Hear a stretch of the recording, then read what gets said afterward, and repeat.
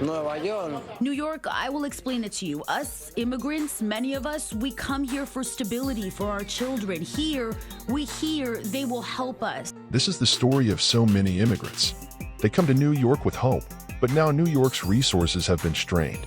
In an attempt to make more resources available, New York has limited migrant shelter stays to 30 days.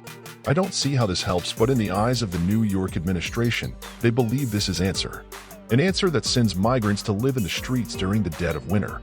Why not set up heated tents in the parks to keep these migrants warm?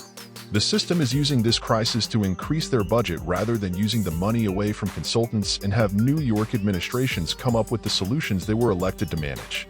These are human beings, and no matter how they came to be here in New York, they need to be given the basics, which are food and shelter.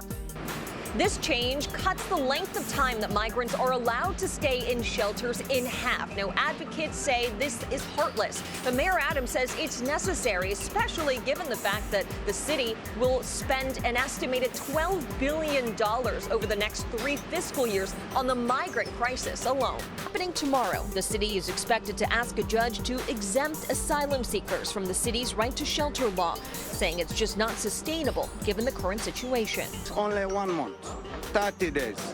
The 30 days is finished. Mayor Adams, you can't hide! We don't want to sleep outside. He joined other asylum seekers and immigration advocates with sleeping bags and tents outside of Gracie Mansion Thursday, a 2-hour symbolic sleep-in to protest the Adams administration's legal challenge of the city's right to shelter obligation. What is New York's responsibility according to the right to shelter law? The New York law states that to be eligible, there are no residency or income requirements. You can come from another city, state, country, or continent, and if you have no place to stay, New York must shelter and feed you in a timely manner in a place that theoretically meets certain court-set standards. Why is New York fighting against this law? It is a matter of cost. Mayor Adams consistently states that billions of dollars are being spent to assist migrants. As a humanitarian state, you would think politicians would consider this as money well spent.